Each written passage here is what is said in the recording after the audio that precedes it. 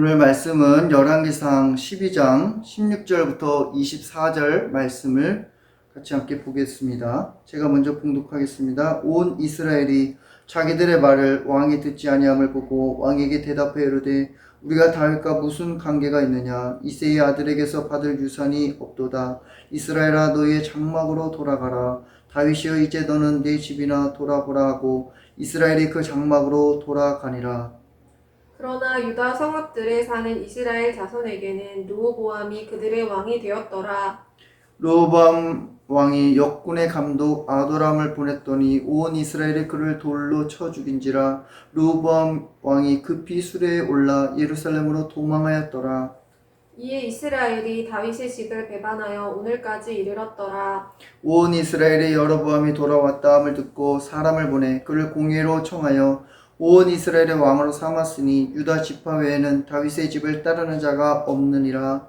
르호보암이 예루살렘에 이르러 유다 온 족속과 베냐민 지파를 모으니 택한 용사가 18만 명이라. 이스라엘 족속과 싸워 나라를 회복하여 솔로몬의 아들 르호보암에게 돌리려 하더니 하나님의 말씀이 하나님의 사람 스마에게 임하여 이르시되 솔로몬의 아들 유다 왕 르호보암과 유다와 베냐민 온 족속과 또 그 남은 백성에게 말하여 이르기를 여호와의 말씀이 너희는 올라가지 말라. 너희 형제 이스라엘 자손과 싸우지 말고 각기 집으로 돌아가라.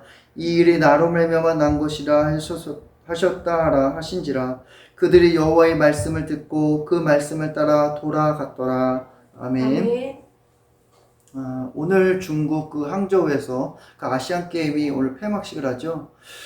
이 아시안 게임에 출전한 모든 선수들이 끝까지 최선을 다하는 그 경기를 지켜봤어요. 저도 아시안 게임을 이렇게 보면서요, 참 감동받는 순간이 있었어요. 그 부상을 딛고서 최선을 다해서 메달을 따는 순간 너무나 감동을 받았습니다. 이에 반해서 어떤 그 테니스 선수 권순우 선수가 경기에서 졌거든요. 근데 그 경기에 져서 경솔한 행동을 보였어요. 그것 때문에 참 마음이 아팠습니다. 근데 이 권순우 선수는요, 국제 그 남자 프로 테니스에서 2회 우승을 한 선수예요. 상당히 실력이 좋은 선수입니다. 이번 그 아시안 게임에서 금메달을 목표로 두고 출전했는데 경기가 잘 풀리지 않았던지 이 태국 선수에게 졌어요. 근데 우리가 이게 경기가 잘 될 때가 있고 안 될 때가 있어요, 사실. 근데 선수가 너무 상당히 마음이 어려웠는지 분노해서 경기가 끝나고 나서 그 라켓을 코트 바닥에다 막 그것을 내리쳤어요. 그래서 이 라켓이 완전히 박살났습니다. 이를 지켜보던 모든 팬들과 관중들이 다 실망을 했죠. 그래서 그 태국 선수가 가까이 가서 권순우 선수에게 악수를 청했는데 이에마저도 이거를 무시했어요. 엊그제 국민일보를 신문을 보는데 아주 충격적인 기사를 봤습니다. 미국의 그 플로리다주에 11살 소년이 친구들과 축구 연습장에서 말다툼을 한 거예요. 그 말다툼을 하다가 화가 나서 그런지 이 아이가 엄마 차량에 가서 총을 가져와서 친구에게 쐈어요. 이 총을 쏴가지고 두 명의 친구가 몸통이랑 이 팔을 맞았거든요. 근데 다행히 죽지는 않았습니다. 수술을 했어요. 친구 간에 말다툼을 할 수 있죠. 어린 아이들이다 보니까. 그런데 그걸 화를 참지 못해서 총을 쐈어요. 참 무섭습니다. 근데 오늘 말씀에도 이렇게 보니까 이게 인생이 계획대로 안 되다 보니까 어떤 분노하고 배신하고 그다음에 전쟁을 막 계획하는 것을 오늘 말씀에서 볼 수가 있어요. 이 솔로몬이 왕이 죽고 나서 그의 아들 르호보암이 왕이 되고자 예루살렘에서 북쪽인 이 세겜에 갔습니다. 거기에 북쪽의 세겜에 가서 이 북쪽을 대표하는 여로보암과 그 온 이스라엘 백성들을 만나서 자기가 이제 왕으로 이제 추대받기 위해서 올라간 거예요. 갔는데 이 북쪽에 있는 이 여로보암과 이 회중들이 이 르호보암 왕에게 제안을 합니다. 우리가 당신을 왕으로 세우고자 하는데 한 가지 우리의 요구를 들어달라. 그게 뭐냐 그랬더니 당신의 아버지 솔로몬은 우리에게 강제로 이렇게 노역을 시키고 세금을 너무 많이 징수했다. 그게 너무 힘들었다. 그러니까 우리를 좀 편하게 해달라. 우리 덜어달라. 그랬어요. 그래서 이 르호보암이 그 말을 듣고 당장 결정할 수 없어서 그러면 돌아가세요. 그리고 3일 만에 다시 보자 했어요. 그래서 이 르호보암이 그 3일 동안에 두 부류의 사람에게 자문을 구하죠. 그 솔로몬 아버지 솔로몬과 함께 했던 그 원로들을 찾아갑니다. 그래서 이거 어떻게 하면 좋겠습니까? 그랬더니 그 원로들이 상담을 해줘요. 그러면 왕이시여 그들을 섬겨주십시오. 부드러운 정치를 하십시오. 그러면 그들이 잘 따를 겁니다. 그랬어요. 그리고 이번에는 어렸을 때부터 같이 함께 자라난 그 소년들, 같은 동년배의 사람들의 의견을 듣고자 갔습니다. 그랬더니 그들이 하나같이 얘기하는 게 아유 야 그렇게 하지 말아라. 강제로 정치해라. 강압 정치를 해라. 뭐 카리스마를 갖고 무섭게 해라고 하는 거예요. 근데 이 르호보암이 결국에는 원로들의 말을 무시하고 젊은 사람들의 의견을 수용하죠. 그래서 3일째 되는 날 여로보암과 북쪽에 온 이스라엘 백성들이 왔어요. 그래서 만났습니다. 그랬더니 르호보암이 아주 포악하고 험악한 말로 막 협박식으로 얘기하는 거예요. 야 우리 아버지는 너희들에게 채찍으로 다스렸지만 나는 정갈로 다스리겠다. 난 너희들에게 더 무겁게 짐을 지어주겠다고 얘기해요. 그랬더니 그 말을 들은 여로보암과 10개의 지파 사람들이 얼마나 실망을 하겠어요. 그러면서 분노하고 그들도 돌아갔습니다. 각기 집으로 장마 돌아왔어요. 그랬더니 그들이 분을 이제 해결하지 않고 어떻게 했냐면 야 우리 이제 다윗의 집에 뭐 얻을 것도 없다. 떠나자. 그러면서 다윗의 아버지 이새마저도 막 거들먹거려요. 야 이새의 집안에 뭐가 있겠느냐. 우리 다 떠나자. 반역을 합니다. 이 르호보암이 이들이 분노하는 것을 모르는 건지 눈치가 없는 건지 그 역군의 감독 아도람을 그들에게 보내요. 중간에서 잘 조정을 하라고 보냈겠죠. 근데 여로보암과 북쪽에 있는 이스라엘 사람들이 그 아도람을 보는 순간 화가 더 올랐겠죠. 그래서 돌로 쳐 죽입니다. 그래서 아도람이 죽어요. 이 세겜에서 르호보암이 그 소식을 듣고 자기도 죽을 것 같아서 급히 수레를 타고 예루살렘으로 도망와요.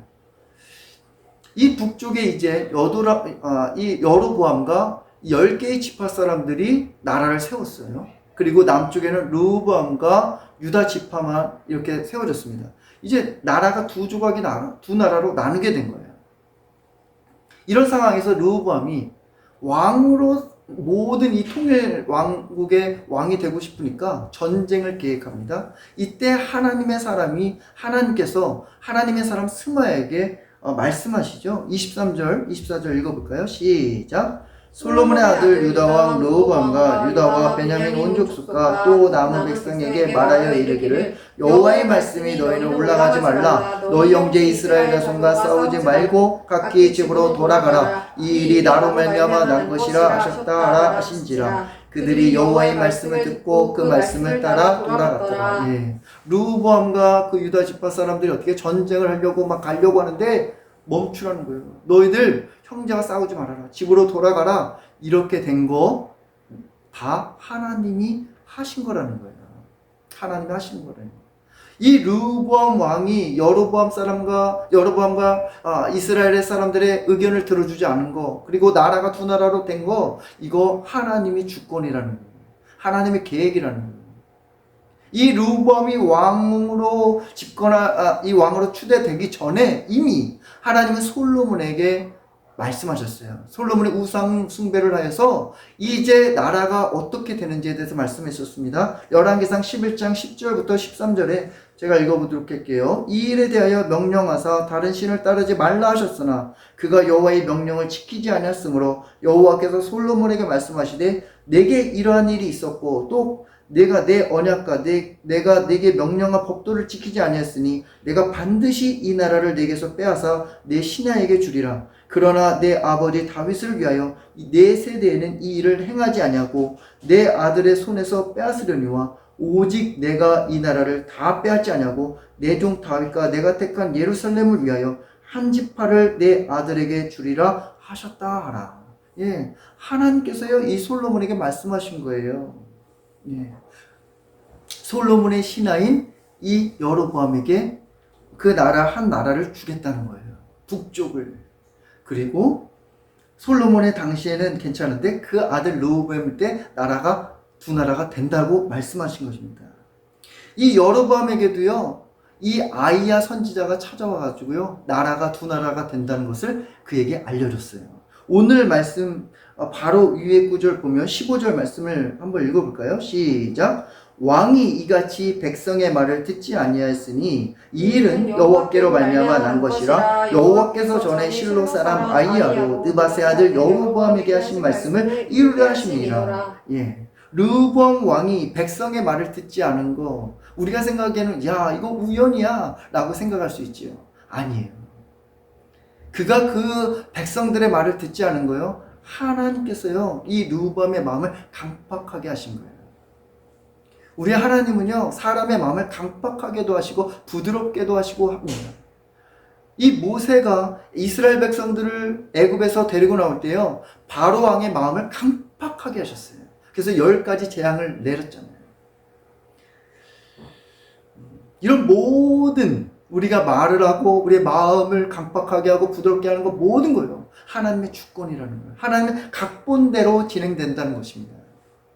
우리가 살면서요 인생이 계획대로 되지 않을 때가 있습니다. 그럴 때요 우리가 짜증나고 불평하고 원망할 때가 있어요. 낙심될 때가 있습니다. 이 르호보암처럼요 인간적인 방법, 어떤 전쟁을 해서 내 뜻을 이루려고 할 때가 있지 않습니까? 사도행전 그 8장에 보면 마술사 시몬이 나오거든요. 근데 이 시몬이 그 사마리아 성에서 꽤 나름 유명한 마술사였어요. 많은 사람들이 그를 따랐습니다.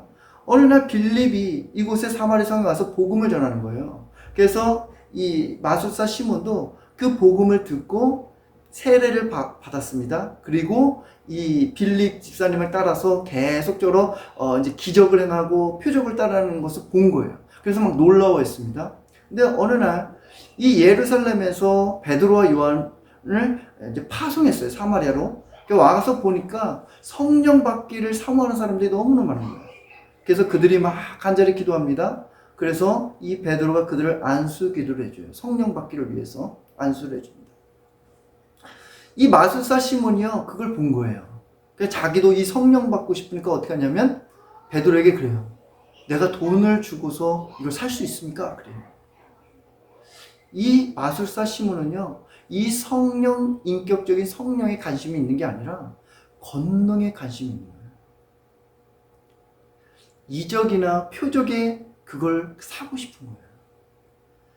베드로와 빌립처럼요 그 직분을 갖고 싶은 거예요. 그게 욕심이 가득 깬 거예요.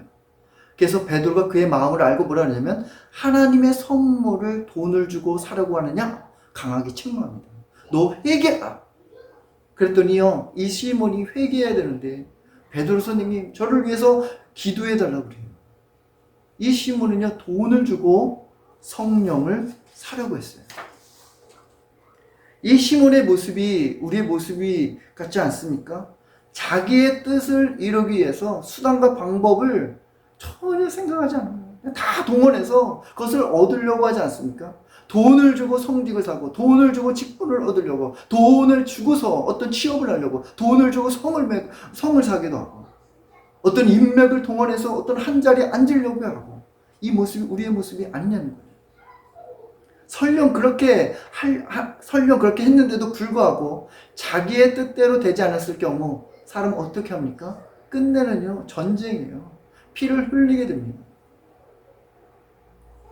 인터넷 기사에 올려진 기사를 읽었는데 너무 안타깝더라고요.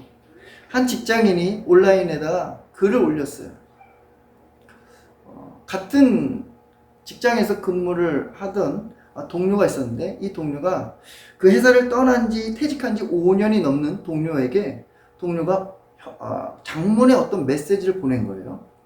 근데 그 내용이 뭐냐면 경조사는 품앗인데 나는 너에게 축의금 5만 원을 했는데 너는 왜 나에게 축의금을 안 했냐 이거예요. 그래서 그 계좌번호로 5만 원을 보내라. 너 경조사 때 이거를 알면서도 안 하는 것은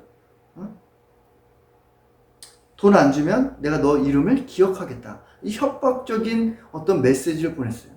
이 글을 놓고 사람들이요 이제 다 같이 반응이 다른 거예요. 야, 받았으면 줘야 되는 거 아니냐? 먹튀해서 되겠냐? 그 퇴직을 했어도 그래도 그 사람을 챙겼어야지. 이런 반응과 또 한 분에서는 야, 무섭다. 그 축의금 못 받은 건 이해는 됐는데 꼭 그렇게 해야 되냐? 꼭 그렇게 해야 되냐 이거예요. 차단시켜라 이러는 거예요. 최근 물가 인상과 그 축의금 액수 논쟁이요 끊이지 않고 있어요. 돈에 대해서 다들 민감하다는 거예요. 이 글을 접하면서요 참 쓸쓸했습니다. 누가 옳으냐라고 논쟁하기보다는요 서로의 잘못을 돌아봐야 돼요. 그 협박적인 그 문자 메시지를 받은 그분은요 입장에서는 화가 나겠죠. 야, 내가 5만 원 축의금 안 했다고 어떻게 이렇게 할 수 있어? 라고 생각할 수 있어요. 그런데 그것을 온라인에다 글을 올려가지고 상대방을 어떻게 해요? 망신 주게 하고 빌런을 만들고 악당을 만들고 이렇게 해야 되겠냐는 거예요. 또 축의금을 받지 못한 사람 입장에서는 서운할 수 있습니다. 나는 축의금을 했는데 너는 안 하니까 화가 날 수 있겠죠. 그런데 꼭 그런 방법을 해야 되느냐 이거죠. 직접 보고서 만나거나 사람들 다 저마다 다 생각이 다르잖아요. 그거 잊어버릴 수도 있습니다. 깜빡할 수 있다고요.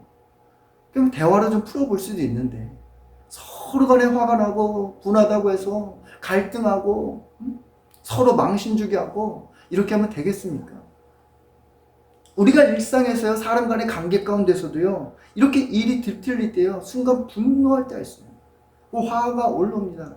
이 분노 자체가 이 화가 올라올 수 있습니다. 근데 이 분노라는 감정을 빨리 해결해야 돼요. 빨리 해결하지 않으면 그 틈을 타고 마귀가 우리에게 들어온다는 거예요. 이용한다는 것입니다.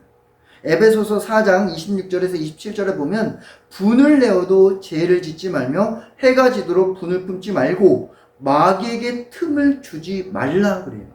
해가 지기 전에 빨리 이 분을 해결하라는 거예요. 그만큼 그렇지 않으면 마귀가 틈을 알고 빨리 들어와서 우리를 걸려 넘어지게 한다는 것입니다. 분노하고 짜증이 날 때요 우리의 깊은 마음을 한번 들여다보세요. 왜 짜증이 났을까? 왜 화가 났을까? 내 뜻대로 되지 않기 때문이에요. 욕심 때문에 그렇죠. 내가 통제하고 싶은데 통제가 안 되니까 그 가운데 화가 나는 거예요. 며칠 전에 제가 방에서 이제 막 컴퓨터를 하고 있었습니다. 막 집중하면서 하고 있었는데 저희 아이가 들어왔어요. 이제 놀아달라고 온 거죠. 근데 저는 막 바쁜데 막 해야 되는데 그러다가 잠깐 아이에게 시선을 두는 순간 키보드를 마우스를 누르다가 뭘 건드렸는지 중요한 파일 폴더가 사라져 버렸어요. 야, 그래서 너무 당황하고 그래서 컴퓨터 바탕화면에 막 휴지통을 뒤져보니까 없는 거예요. 그때 저도 모르게 순간 멘붕이 오더라고요. 와, 인생 끝난 것 같았어요. 너무나 중요한 파일이었거든요. 그때 저도 모르게 막 씩씩거리고 막 화가 났습니다. 그때 제 아내가 탁 들어와서요. 제 아내가 컴퓨터를 만지는 순간 그 폴더를 찾았어요. 그 폴더를 보는데 제가 너무나 부끄럽더라고요. 내가 씩씩거리고 화를 내고 그랬던 것이 너무나 부끄럽더라고요. 우리가 계획이 뒤틀릴 때 저와 같이 이렇게 분노하고 짜증이 날 때가 있습니다. 그때 화를 내면 안 돼. 참아야 돼. 된다는 걸 아는데요. 실전에서는요. 잘 적용하기가 안 될 때가 많아요. 또 넘어질 때가 많았습니다. 그렇다고 우리가 포기하고 자신의 감정을 다 쏟아놓고 살아야 됩니까? 인간적인 방법을 가지고 계획대로 밀고 가면 될까요?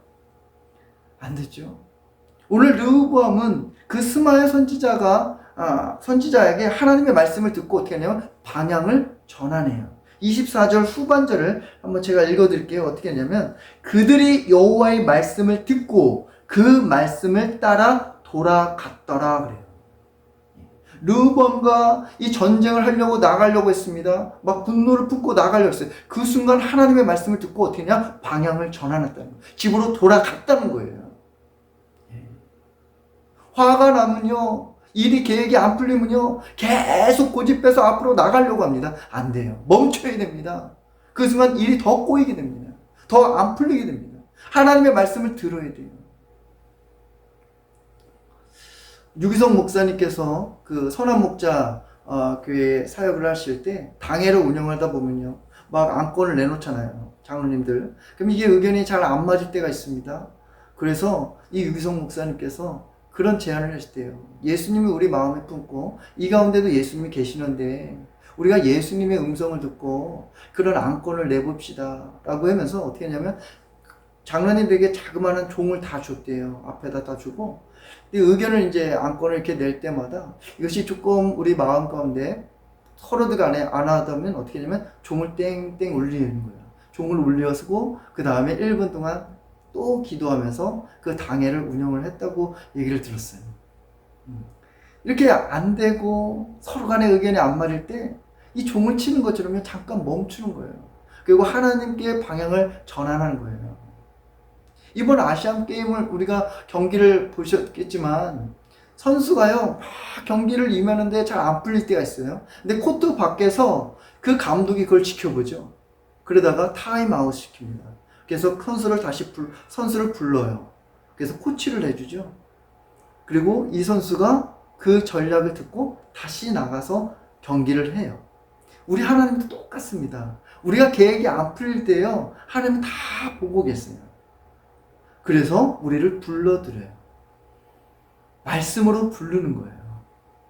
그래서 너가 너무나 지치구나. 그러면 하나님께서 휴식을 주기도 하고 그리고 하나님께서 새 힘을 주시기도 하고 능력을 주시기도 하고 다시 한번 올바른 방향을 제시해 줘서 다시 가게끔 해주세요.